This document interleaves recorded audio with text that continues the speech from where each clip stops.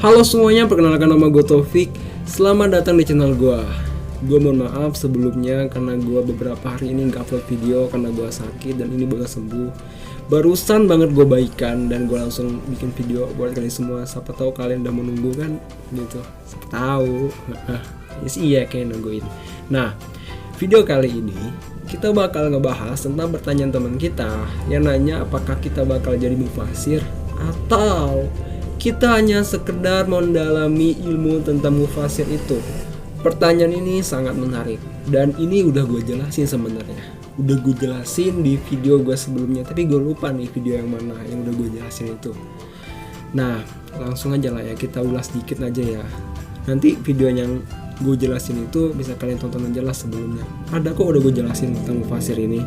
Nah, jadi teman-teman, buat jadi mufasir itu udah ada syarat-syaratnya lah gitu. Menjadi mufasir itu harus memenuhi ketentuan-ketentuan atau persyaratannya. Nah, salah satu persyaratannya itu adalah hafal Al-Quran. Hafal Al-Qurannya pun bukan hanya 1 juz, 2 juz, 3 juz gitu, bukan, tapi 30 juz, dan itu semua harus mutqin. Mutqin itu ketika kalian baca Al-Quran dalam hafalan kalian ya, bukan baca Al-Qurannya itu bukan, tapi hafalan kalian itu harus di luar kepala banget gitu. Kayak kalian baca surat Al-Imran, Al-Baqarah gitu, itu kayak baca surat Al-Fatihah yang udah diacak-acak itu bisa juga gitu loh. Jadi nggak kikuk-kikuk gitu, enggak, tapi langsung bacanya gitu. Mutqin namanya. Tapi kalau misalkan cuman mutqin, mungkin banyak sih orang-orangnya yang bisa mutqin gitu kan. Tapi ada juga yang namanya adil. Jadi orang itu adil, nggak boleh mementingkan pribadi dia dalam menafsirkan. Karena menafsirkan Al-Quran juga itu nanti bakal ada kualitasnya, ada kualitas bil maksul dan biroi kayak gitu. Kalau dia mementingkan kepentingan dia, nanti masuk ke biroi. Jadi harus hati-hati menafsirkannya. Banyak yang masuk ke biroi dan akhirnya ya jadi perselisihan kayak gitu. Tapi teman-teman, apakah kita bisa jadi mufasir? Jawabannya bisa kalau kita sudah memenuhi persyaratan-persyaratan yang udah ditentuin kayak gitu. Dan sebenarnya apa sih pekerjaan kita ke depannya? Itu juga udah gue jelasin di video-video sebelumnya. Anak IAT ini bakal kerja apa sih gitu nanti? Itu udah gue jelasin. Jadi kalian tinggal lihat aja nih di video lowongan pekerjaan anak IAT itu. Sudah gue jelasin di situ. Tapi intinya kita kuliah jurusan ilmu Al-Quran tafsir ini buat apa sih? Pasti kalian mikir kayak gitu kan. Kalian mikir nih, gue udah kuliah 4 tahun, nyelesain skripsi, ngabisin duit banyak, gue mau jadi apa sih ke depannya? Apa sih yang bakal gue ambil ke depannya? Iya kan? Pasti kalian mikir kayak gitu kan. Bahkan sebelum kalian daftar, itu pasti kalian mikir nih, IAT, ilmu Al-Quran dan tafsir, itu apa sih?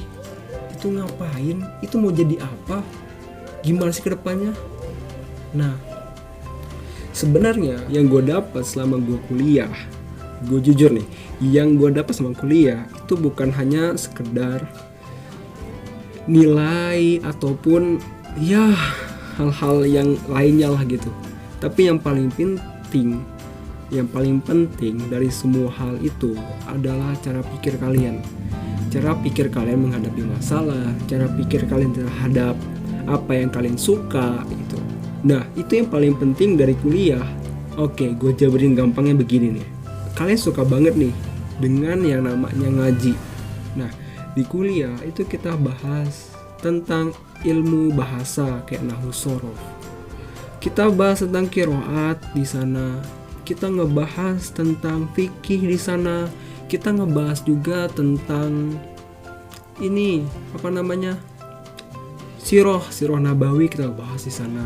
Nah, buat apa sih kita kuliah?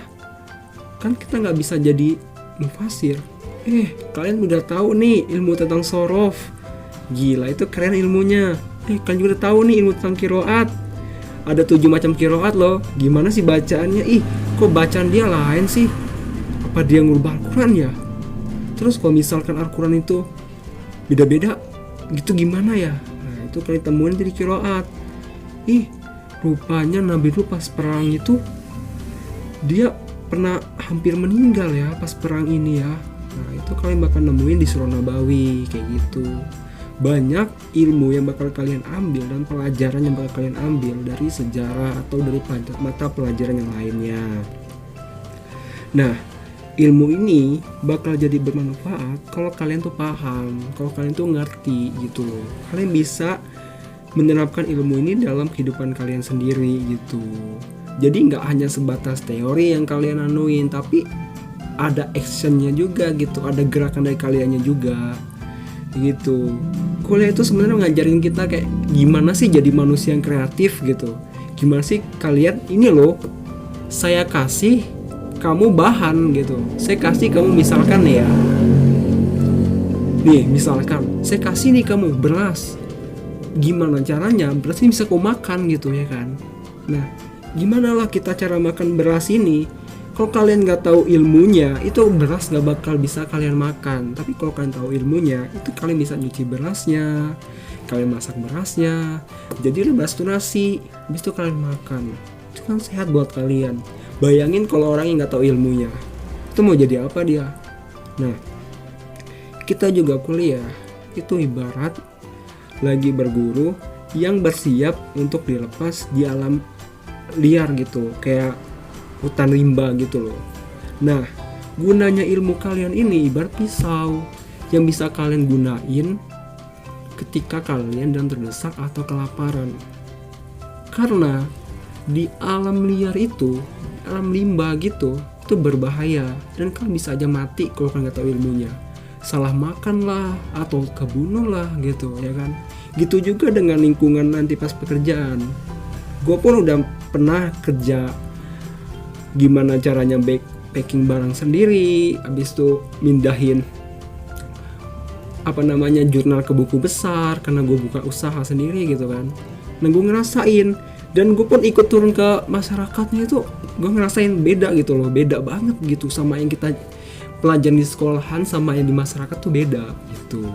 Itulah untungnya gue tahu gimana sih cara ngambil hati orang lain tuh gimana sih cara nawarin harga tuh gimana sih cara masang harga itu yang benar itu gimana. Itu gue dapetin pas SMA, real pas SMA gue dapetin kayak gitu. Sama juga ditambah dari YouTube, gue nonton YouTube, gue cari tahu nih gimana sih cara masangin barang dan gimana sih cara masang harga kayak gitu. Intinya buat kalian semua, kalau misalkan kalian sudah pengen satu hal, coba kalian tanamin pengen kalian itu. Dan kalau kalian udah nyaman, itu pasti enak mau ngapain aja. So buat kalian semua yang pengen kuliah, jangan ragu buat kuliah. Karena banyak hal yang bakal kalian dapetin secara kalian gak terduga-duga gitu. Entah itu ilmu, entah itu teman-teman yang hebat, ataupun yang lainnya, itu bakal menunggu kalian pas kuliah. Oke, semangat buat kalian semua. Sampai jumpa di video berikutnya dan semangat!